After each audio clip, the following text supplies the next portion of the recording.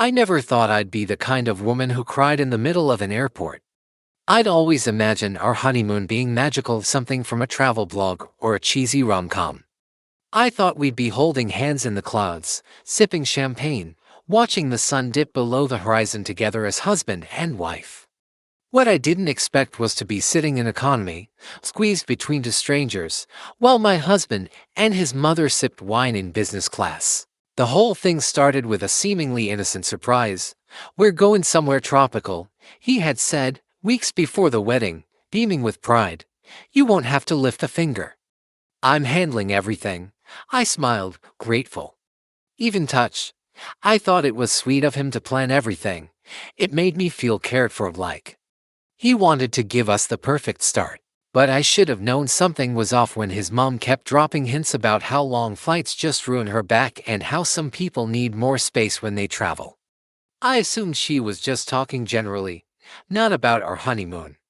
That assumption shattered the moment we reached the airport check-in desk. I stood there, still a little sleepy but excited.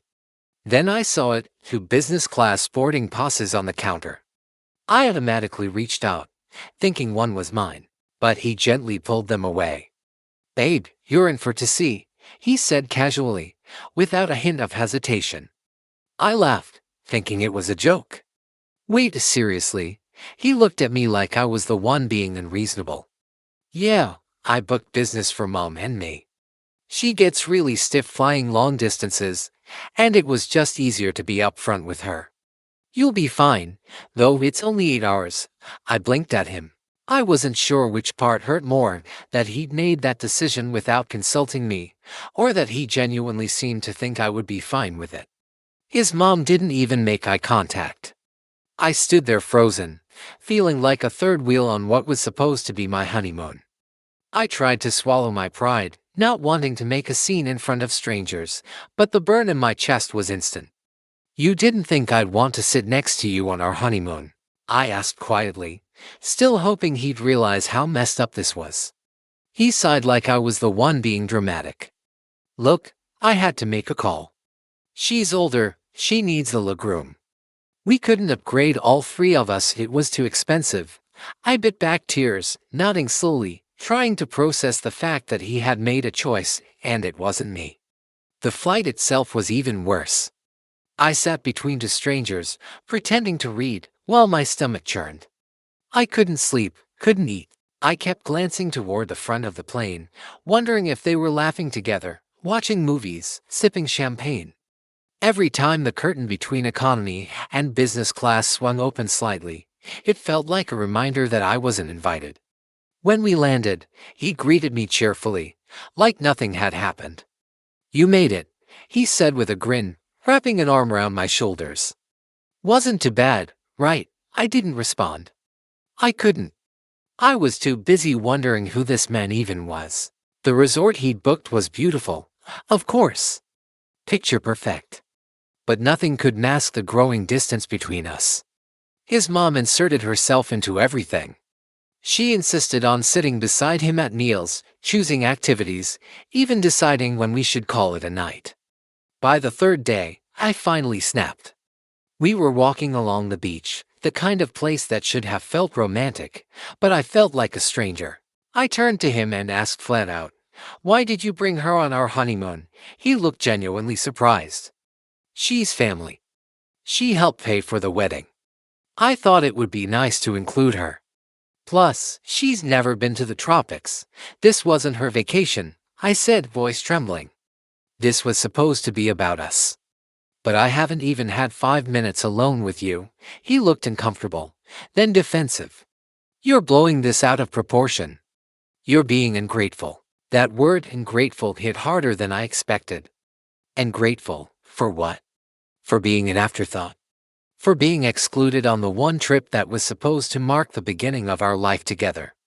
The rest of the honeymoon passed like a blur. I stopped fighting. I smiled in photos. I went along with their plans. But inside, something had cracked. I kept thinking back to our vows, how we'd promised to put each other first. And yet, from day one, I'd been second place. When we got back home, the distance between us didn't go away, it grew. Little things started to surface, decisions made without me, constant involvement from his mom, and a lack of emotional presence. That flight wasn't just a bad choice, it was a red flag I'd been too stunned to fully grasp at the time. Eventually, after months of trying to make it work, I made another decision, this time for myself. I left, and the saddest part, he still didn't understand why.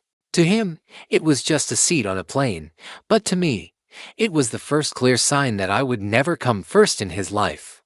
That he would always choose comfort over partnership, and that being married to him meant sharing space with someone who would always take priority. Now, I travel alone. I sit by the window. I order wine if I want to. And I never forget to book my own seat in business class or otherwise. Because I've learned something I should have known from the beginning. If someone shows you where you stand in their life, believe them. Leaving wasn't easy. People always talk about heartbreak as if it hits like a single, clean blow. But it wasn't like that for me. It was slow, quiet, and came with second guessing. I remember standing in the apartment we shared, my suitcase on the floor, staring at a wedding photo we hadn't taken down yet. He was smiling in that photo, his arm around me like I meant something. But it felt like someone else's life, someone else's marriage. When I told him I was done, that I couldn't do it anymore, he looked more confused than anything else. You're throwing away everything because of a flight? No. Not just because of the flight. Because that flight showed me who you were and who I was never going to be in your life. He didn't chase me. That hurt more than I expected. But maybe it shouldn't have surprised me. The months that followed were a mess of grief, guilt, and quiet rediscovery. I moved into a small one-bedroom apartment and got used to the silence. It was strange not having someone there, even if that someone hadn't truly been there in a long time. I started therapy, something I had been too proud to consider before, and I unpacked a lot more than my luggage. I unpacked years of settling, years of being polite, agreeable, small. And somewhere in all that pain, I started rebuilding. I traveled again, but this time on my own terms. Paris in the spring, Tokyo in the fall. I saved up for those tickets, booked my own hotels, and ate alone in restaurants without shame. At first, I felt the familiar ache of being alone. But then I realized I was free. Free to take the aisle or the window. Free to wake up when I wanted, go where I wanted, laugh as loud as I wanted. Free from being an afterthought. I journaled a lot. I wrote about the flight, the resort, the dinners with his mom, all the little things that, in the moment, I had tried to brush off. But writing it out helped me see it clearly. He hadn't just failed as a husband, I had failed myself by letting it happen. And now I had the chance to fix that. People asked questions, of course. Friends, family. Some were supportive. Some were judgmental. He didn't cheat, one friend said. At least he provided, as if basic decency was all a partner needed to offer. But the truth is, neglect is a form of abandonment. And emotional abandonment is a slow, painful kind of death in any relationship. One day, maybe a year later, I saw him again. At a coffee shop. He was with his mother, of course. He looked older, or maybe I just saw him more clearly now. He noticed me but didn't say anything at first. Eventually, he came over. You look good, he said.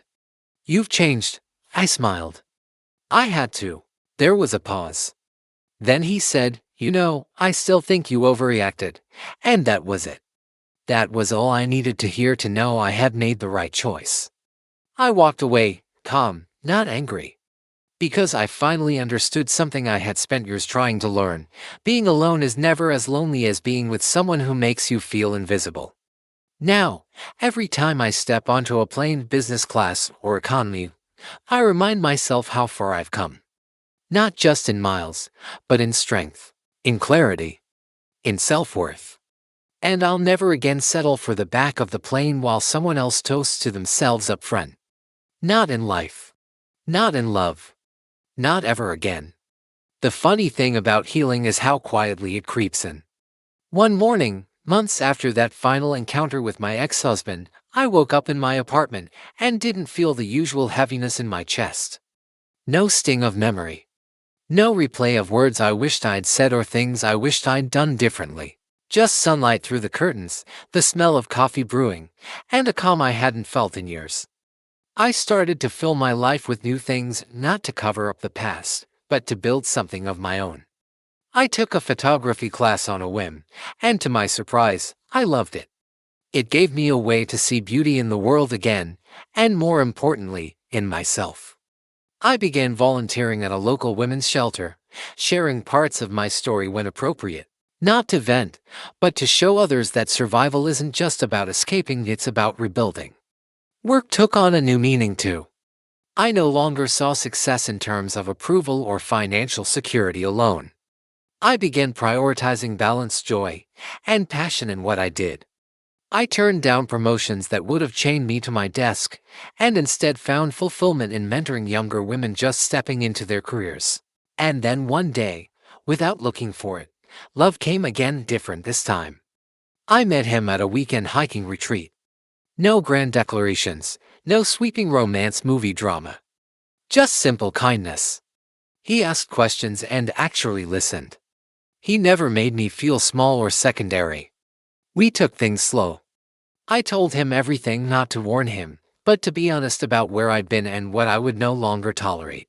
His response: "Thank you for trusting me." For the first time, I was in a relationship where I didn't have to shrink myself to fit someone else's comfort.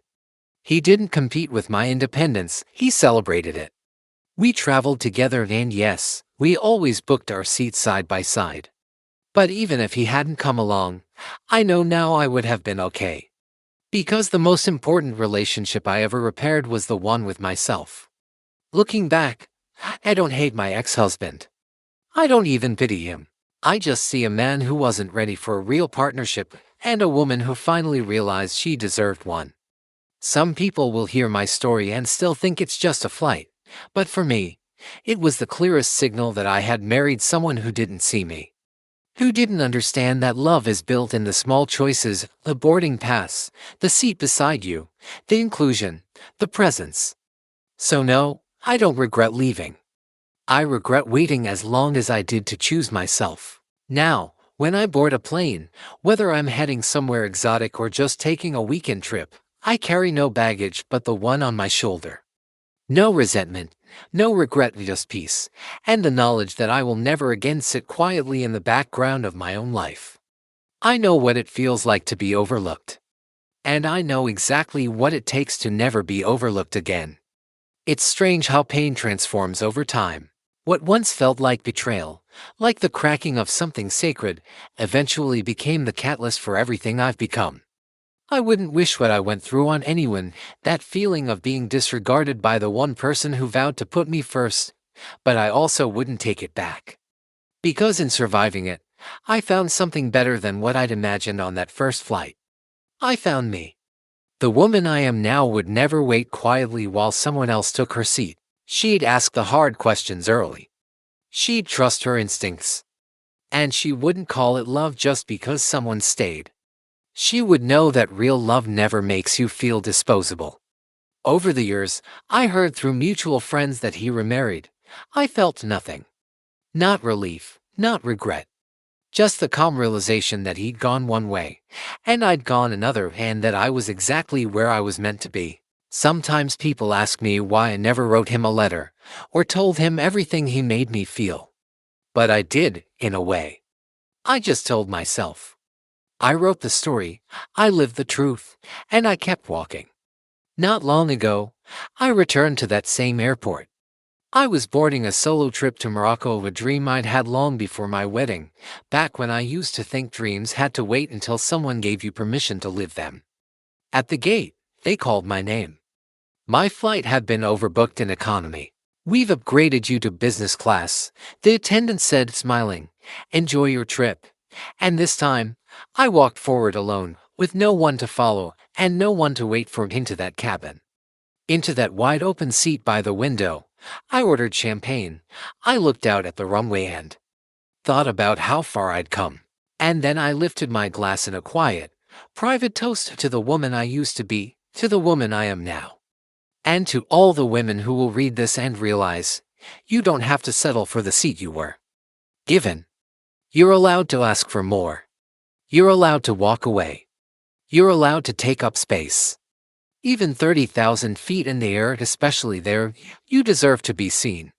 A few months after that trip to Morocco, I started writing more, not just journaling, but storytelling. I wrote about love and loss, about women finding their voices again, about heartbreak that blooms into strength. One submitted a few essays to small online magazines, not expecting much.